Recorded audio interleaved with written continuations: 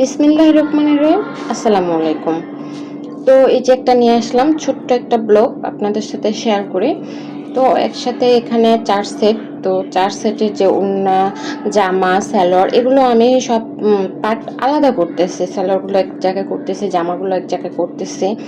তারপর এই ড্রেসগুলো কটন কাপড়ের, একদম সুতি কাপড়ের। তো আমার যতগুলো ক্লায়েন্ট আছে সবগুলাই কিন্তু আমাকে এই কাপড়গুলো ধুয়ে দেয়। মানে যার যে ড্রেসগুলো আছে কটনের ড্রেসগুলো সেগুলো ওয়াশ করে তারপর আমাকে দেয়। আমি বলছি তাদেরকে ওয়াশ করে দিতে।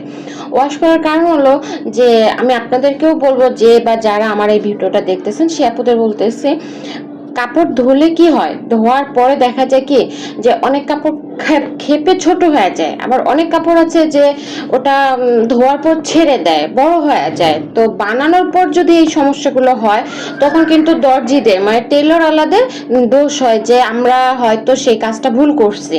আসলে ঠিক না, তা না, সবসময় টেলর আলাদা ভুল করে না। কিছু সময় আমাদের এই কাজগুলো না করার কারণে আমাদের কাপড় সুন্দর হয় না।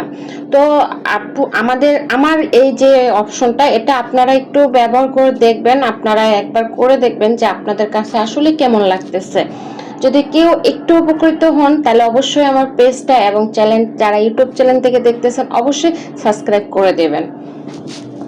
তো এই যে আমি এই পার্টগুলো আলাদা করে নিচ্ছি, হাতা এবং ব্যাক পার্ট, ফ্রন্ট পার্ট এগুলো আলাদা করার পর আমি এগুলো আয়রন করে নেব। কেননা কাপড় যদি আয়রন করা না থাকে এবং আয়রন না করি তাহলে কিন্তু আমার কাটতে কাপড় একটুও ভালো লাগে না। আর আমি মনে করি সবারই উচিত কাপড়টাকে একদম সোজা করে আয়রন করে তারপর কাটা। এর ফিনিশিংয়ের কিন্তু শেষ নাই, যেমন সুন্দরের কোনো শেষ নাই তেমন কাজের ফিনিশিংয়েরও শেষ নাই, ঠিক আছে। কাপড় ধুয়ে এবং আয়রন করে সোজা করে কেটে কাটলে তাহলে সেটার কাটিংটা খুবই সুন্দর হয়। যে আপুরা নতুন কাজ শিখতেছেন বা একটু একটু জানেন, কাজ করতেছেন, সে আপুরা কিন্তু অবশ্যই এই জিনিসটা একটু খেয়াল করবেন এবং করে দেখবেন যে আপনাদের যে কাজ সেটাও ফিনিশিং সুন্দর হচ্ছে এবং আপনাদের কাছে নিজেও কাজ করতে ভালো লাগতেছে। কারণ যারা আমরা প্রফেশনালি কাজ করি এই টেইলর জগতে তারা কিন্তু কখনোই আয়রন ছাড়া কাপড় কাটি না, ঠিক আছে। আর কাপড় কাটার সময় অবশ্যই আপনারা শেপ কাট ব্যবহার করবেন।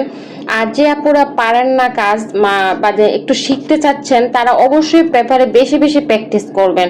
কারণ সিজার ধরারও কিন্তু একটা নিয়ম আছে, শেপ কাট ধরারও একটা নিয়ম আছে, সব কিছুরই কিন্তু একটা নিয়ম আছে। আপনি যে টিপস, ছোট ছোট টিপসগুলো যত জেনে রাখবেন বা জানবেন আপনার কাজ করার সুবিধাটা কিন্তু ততই হবে আর কাজ করার আগ্রহটা বেড়ে যাবে। তো আমার কথাগুলো যদি আপনাদের একটু ভালো লাগে তাহলে অবশ্যই আমার সাথে থাকবেন। তো আমি কিন্তু একে একে করে সবগুলো পার্ট ভাঁজ করে নিচ্ছি। ভাঁজ করা হয়ে গেলে, আর এই ভাঁজ করে আয়রন করে ভাঁজ করার সুবিধা কি জানেন, যদি একসাথে আপনার অনেকগুলো ড্রেস হয়, মানে এক ক্লায়েন্টের যদি অনেকগুলো ড্রেস হয়, আপনি একটা ঠিকঠাক ভাবে কেটে তারপর কিন্তু আপনি আরেকটা ড্রেসের উপরে ফালিয়ে কাটতে পারবেন। হ্যাঁ, এমনি তো কাটা যায়, সেক্ষেত্রে কিন্তু কাটিংটা সুন্দর হয় না। তো আমার সবগুলো কাপড় একদম আয়রন করা হয়ে গেল। তো এখন এই যে আপনারা দেখেন আয়রন করার পরও কিন্তু এই কাপড়ের যে গ্লেজটা আছে আর কাপড়টা দেখতে কত সুন্দর লাগতেছে, মাশাআল্লাহ। আর যে কোনো কাজ যখন আপনারা যত্ন নিয়ে করবেন তখন কিন্তু মাশাআল্লাহ খুব সুন্দর হবে। ধন্যবাদ আমার সাথে থাকার জন্য। পরবর্তী ভিডিও আসা পর্যন্ত ভালো